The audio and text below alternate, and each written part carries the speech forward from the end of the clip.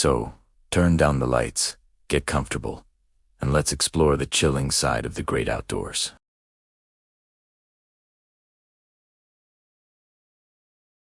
The kind of place where your phone is just a useless brick.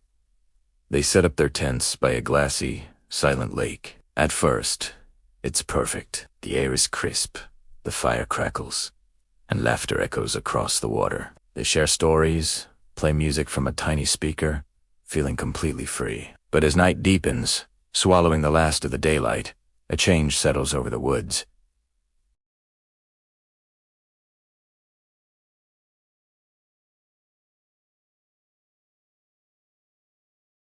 The fires that only anchor in a sea of darkness.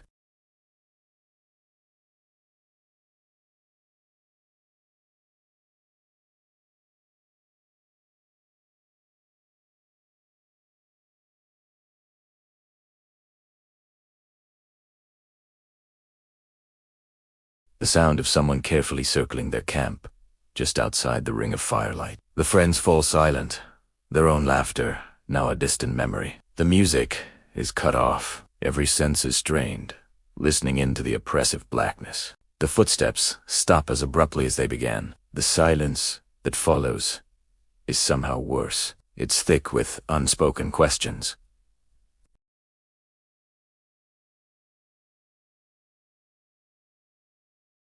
Did you hear that? No one answers. They don't need to. They all heard it. Then, a sharp snap of a twig from behind the trees, so close, it makes them all jump. Their heads whip around, eyes trying to pierce the gloom. A shadow detaches itself from the other shadows. It's tall, impossibly tall, and it stands perfectly still. The initial curiosity, the brave thought that it might just be another camper, evaporates. This is not another camper. This is wrong. Raw, primal fear takes over. Their own breathing is a roaring in their ears, louder than the forest itself. The campfire, which had felt so comforting just moments before, now seems weak, pathetic in the encroaching dark. It flickers, casting their terrified faces in a frantic, dancing light. And then, a voice, a whisper, carried on the cold night air from just inside the tree line. It whispers their names, not shouting, not calling.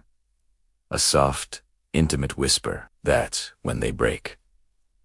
There's no discussion, no plan, just the instinct to survive. They run. They abandoned everything tense, backpacks, food, phones. None of it matters.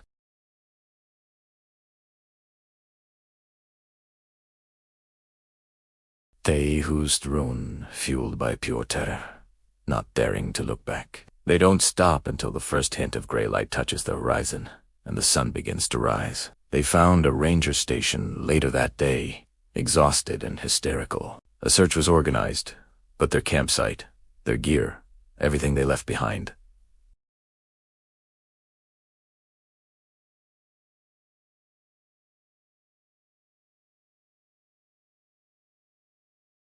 This was a place the locals warned them about, not with specific threats, but with vague stories and shaking heads. Legends of strange occurrences, of things that couldn't be explained. The group, of course, laughed it off as old superstitions. They were experienced hikers, confident in their skills.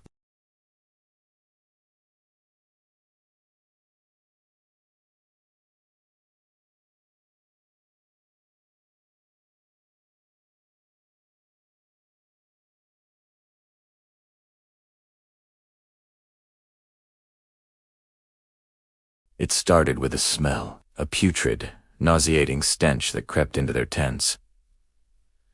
The smell of rot, of old, spilled blood and decay.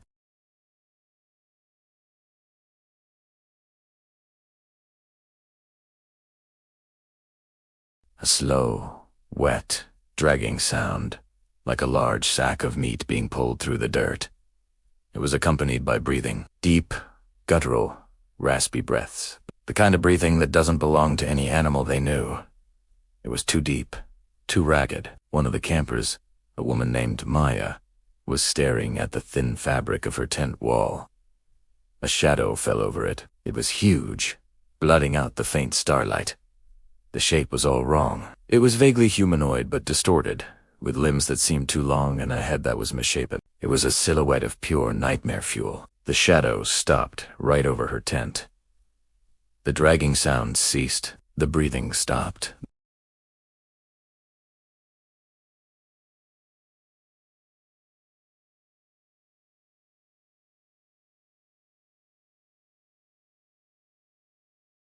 But the terror wasn't over. A moment later, a scratching sound began on the side of Maya's tent.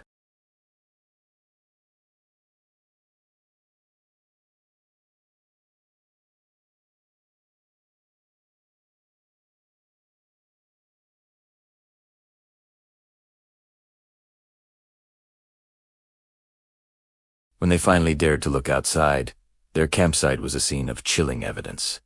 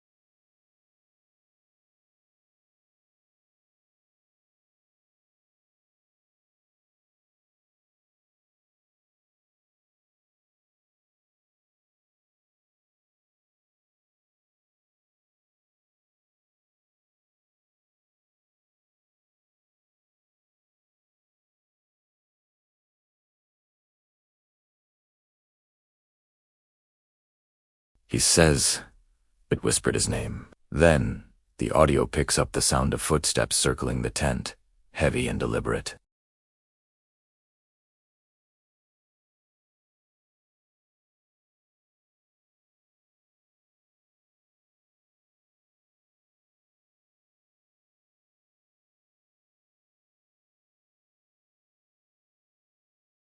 It's a grotesque imitation, a horrifying parody of his own terror.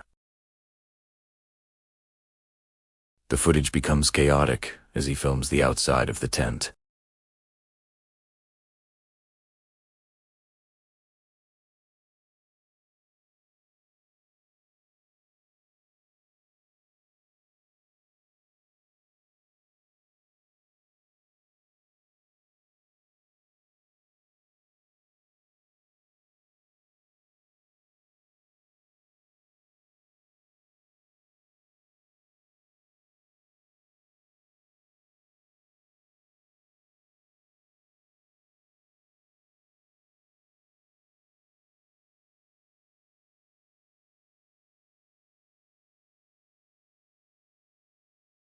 Ben was gone. The forest had claimed him, leaving behind only the chilling recording of his last moments. These stories serve as a stark reminder. The wilderness is beautiful, but it's also vast, mysterious, and indifferent. It holds secrets we may never understand. So the next time you find yourself in the great outdoors, far from the safety of civilization, and the night grows quiet, listen closely, because you never know what might be listening back from the darkness. Thanks for watching. If you have your own scary story, share it in the comments, and don't forget to subscribe for more tales from the shadows. Stay safe out there.